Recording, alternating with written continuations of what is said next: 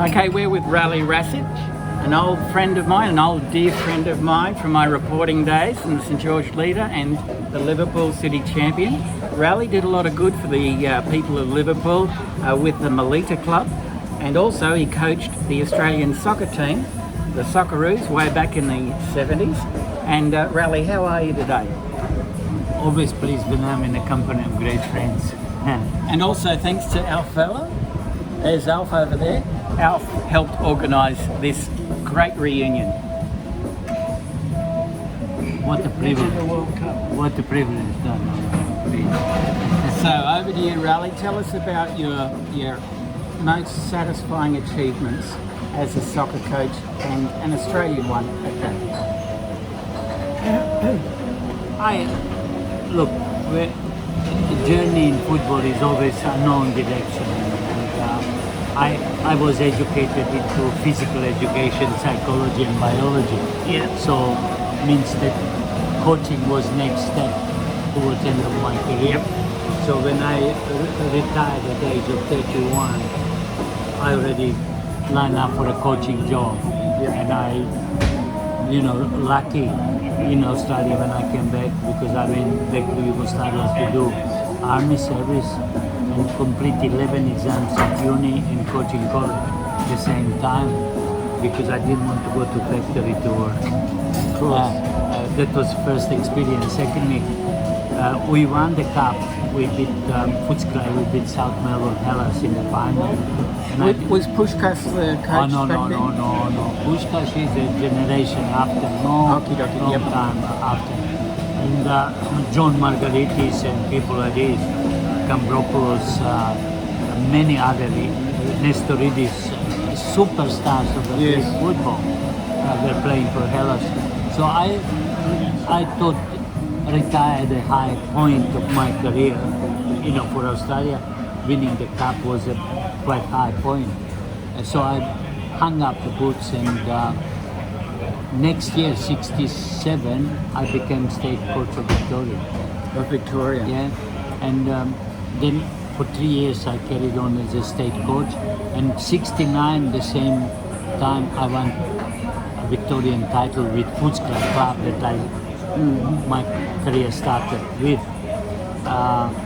Then based on the results like that with Melbourne, after 69 I took Melbourne over Melbourne, Hungary, because those days ethnicity was very strong. Yes, of course, like St George, Budapest. Yeah. Sure. And with Footscray, with Melbourne, I finished second in the league from second last previous year. And at the same time I was appointed national coach. And I took Australian team on captain match tour around the world. And that was a blessing in disguise. That's a good angle. Yeah. That was something so special. Right. At age 34, still the youngest World Cup coach ever. Congratulations, Rale. Now, we lost a great Australian and ethnic coach, Frank Arok, recently, and Frank had a lot to do with your career also. Tell us that connection. How important was Frank Arok to Rale Rasic?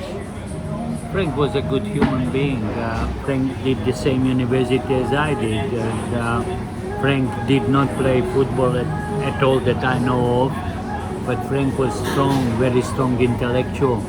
He had intellectual capacity of the highest degree.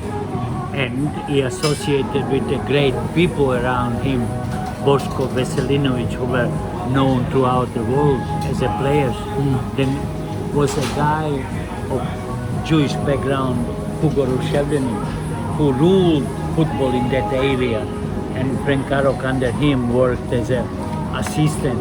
So Frank became even president of the Coaches Association in Yugoslavia. Very, very strong. Then he was also journalist. His wife Gordana was top class journalist. I know Gordana very well. Lovely lady to this day. Yeah. And our thoughts are with you, Gordana. Our deepest condolences. No, she died long before Frank. Oh dear. Oh, so sorry about that. Yeah. No. Gordana passed away a long time before Frank, and Frank when he passed away, really was sad story because Frank was football from day one to the rest of his life. And Frank himself had a model of arrogance, and that comes usually when you don't play much. But Frank was so clever, so smart. He ran St. George like a budget similar to Eagles, Parramatta Eagles, low budget, and still attracted top class players. And speaking of Parramatta Melita Eagles, you ran that club on a low budget. And can you tell us one of your prized purchases and what that story and how it relates to this man over here, Alfred Q. Vella, Q for quality? Yeah, look, when you have a low budget with a club like St. George was low budget club, and the model that Frank built was phenomenal model, attracted some best players in Australia. Parramatta Eagles were the club, neat family club, incredible need and incredible support, small support but incredible support. So how many titles did you win with them? With them, I was in 4 cup finals. 4 cup finals, yeah. And one was Challenge Cup final against Marconi, champion versus previous year cup winner. Yep. We beat Marconi 2-0. We beat in the first cup final. We beat Sydney United with Kuprchak, Popovic, Kalak, Lamond, incredible players of Milicic, all of them. We won, and Brendan Redwood, 18, 19 years of age, scored one of the best goals you've ever seen against Kalak. Can you imagine when Kalak spreads his arms and legs? Unbelievable. Unbelievable.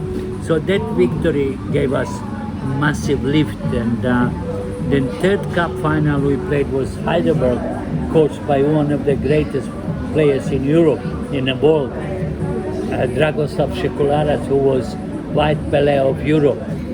And we lost that cup final 2-1. One of those things. And I said after the game, if I would lose against anybody, I would lose against Shaki, because what a nice thing to he say. had my admiration as a player, friend, and everything else. And just very quickly, how did Frank Arop get you in front of the Parramatta Melita board and recommend you? How did that come about? No. Frank Arop did not recommend me. Frank Arop I beg your pardon. when I became Socceroos coach, Yes. Frank Arop recommended me to take over St. George. Oh, St. George, I beg your Frank, pardon. the same year, Yeah. went back to Europe. Yes. Yeah. So, but one point Frank very smartly put, he said, hopefully, and I'm sure, he said, Rale will make bride, not bridesmaid, he said. Exactly, yeah. That's Right. that's what I was trying to remember. It's been a long time, folks. I'm a bit rusty on the reporting, sorry. So winning the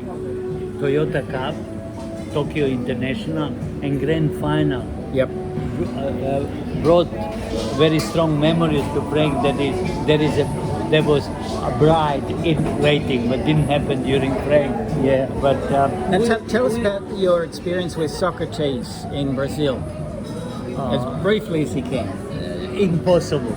Yeah, all right. Well, tell us Impossible. one nice little anecdote. Impossible to talk about 215 million passionate football supporters. Each person that you see in the street has something to do with football, and mixing up with Pele, with Zagallo, Mario Zagallo, who was in 6 World Cups. 2 he won with Brazil, 58, 62, and in 4 he was a manager and coach of the Brazilian team. He is into his 80. This year Mario will be 90 years of age. Good Lord. Mario Zagallo. Yeah, and you're 85 this year? I will be 86 this year. 86. You're looking like a greyhound that's only a 3-year-old, ready to go around the track. You are very kind, but you didn't ask me how do I feel at times. We can all gather, but Rale, you've seen some amazing things in your life. But when you had a very big match yourself, I believe this was back in the 70s, I think, and you got some very bad news at the kickoff. What was that story? I don't know what was about kickoff. I don't know about that story. You tell me you lost your sister? I don't know. You see, you took that attention span from my life, private life, to football field. Oh, beg your pardon. Sad news was, yes. Sad news on the eve of the World Cup, Brazil versus Yugoslavia. Yeah. My sister passed away, elder sister. Right. That was very sad. I was in a stadium in Hamburg, in Frankfurt, Yeah. when Yugoslavia drew with Brazil 0-0. Oh, right. Then I went back to the headquarters in Hamburg. Yeah, sorry about that, Next Rale. day we played against East Germany. That's a life, you know. In life, you share emotion of the games you won or lost. Yep. And in a life of real life, you lose either someone of your family or friends and so on. I can tell you one thing, that I feel richest man in the world because I met so many fascinating people in my life, and journalists like yourself and many others, everlasting friends of mine for life. Did we agree or not in football results and so on? Yeah. Everybody likes the winner, but football was such a component that created passion, love, affection, respect, and today Socceroos, who qualified for the World Cup 1973, sensation that was created in Hong Kong Stadium. Still, those who are with us and those who are not with us, e.g. John Warren, few others, you know, who were unlucky not to be in that selection, and so on, who passed away. It's very difficult to get, or Peter Wilson, who gave his life to football, became very much a strange person. You cannot call someone Maltese called name, English called Pom, something and so on. Peter Wilson was absolute unbelievable character who dominated the scene. Every time he took the field, he was second in charge because he knew my ideas. He had to perform that. Loss of Ray Bartsch in terms of injury against Uruguay was the same as Brazil would lose Rivellino, Pelé or Zagallo those days. For us, Ray Bartsch was over at Netzer, Beckenbauer or Cruyff to Australia. That was a big hit against Uruguay that we lost Ray. And you know, it's very difficult to live with the emotions. The game gives you so much pride and honor, privilege. Meeting Dr. Socrates, meeting his family, Socrates Jr., meeting Mario Zagallo on every occasion in Brazil. Strangely enough, you would be surprised. I'm not life member of Liverpool or Fairfield Council, but I'm a life member of Ribeirão Preto. In a parliament of Ribeirão Preto, city of Dr. Socrates and his family, I'm life member, privileged person, honorary member of Ribeirão Preto in Brazil. That's wonderful, and I'm not surprised because Maradona, when he came to Sydney, he did something very, very nice as a favour to you. Could you just tell us that story? Diego was, you see, people who talk about late Maradona, they didn't know Diego. Diego was a wonderful spirit, beautiful human being. When I asked him to meet Tony Rafti for a caricature, he said, as long as you want. So we went to Fuji Bay Hotel and he stood up without, when I asked him for coffee, Diego, caffè, mille grazie, no. Diego, acqua minerale, mille grazie, no. Diego stood He just sat there for 2 hours for the 3 hours 3 hours and 15 minutes. while his caricature Day was before done. match against Australia. And who did the caricature? A fascinating man, Tony Rafferty, Tony Rafferty. who passed away 3 days short, 3 months short of 100.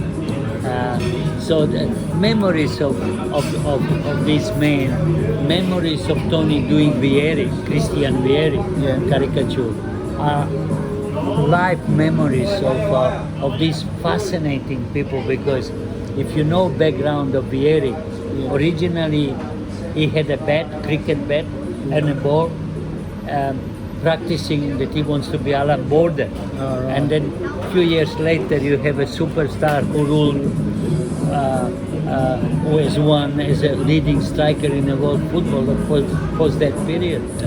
So it's an unpredictable world, you know. Absolutely. Well, my one great regret is that you and I were actually invited to go to Paris when Iran beat Australia way back when in the 90s. Foxtel and SPS were organising a little coverage of the Iran's road to Paris, and Green Shop Productions in Iran were funding it, and then at the last minute we miss out because they go belly up. So that was a shame, but I would have loved to have been commentating with you with another SPS character on the Iran's road to the Paris World Cup that year. But we're still young. I'm only 61 this year, and you're only 85, and we might get another chance to do something together, and I hope so. That would be lovely. Yeah, for me it's always a privilege to link up with the people that I speak about something that I so passionately love. That's a common thing in our lingua. It's called football, and that never will disappear. And that really brought memories of the world. And I regard myself as a global citizen. As we all should. Yes, we should all. And that's a lovely note to conclude on. Just before we go, how have you been coping with this horrible pandemic that's been affecting everyone around the planet? I think it's too much hot air about it, because I'm realistic about everything. I think that society, modern society, will be paying the price for coming 10, 15 years to this so-called illness, because I believe, I don't think so that anybody in the world is capable of creating these injections overnight and be geniuses. In 6 months we have 6 different medical solutions, right? I'm ready to be convinced over that.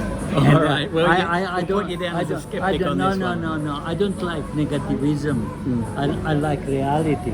Yeah. And the reality is that in life there is price to be paid, and I think that whatever government that declared in terms of giving away, we are going to pay through nose and mouth, and when the taxes increase. And you were saying something about nationalism is going to be a high price that we were paying because of what's going on in recent years. Yeah, definitely. How do you mean? Look, if my perception, if the country is good enough to live at, must be good enough to respect. The rules of the country that you live at, you must respect. There is no such a thing outside of Australian rules of life. There are Australian way of life accepted before you become citizen. Once you come to live in this country, you respect this country and rules of this country. I don't think so that rules of this country at the present time are respected. No. Well, on that note, thank you very much, Rale. We'll see you again very shortly. And this is Reagan, thanking you for your time, Rale, and also Alf. Thank you for making it happen. We'll see you all again in the not too distant future. Thank you.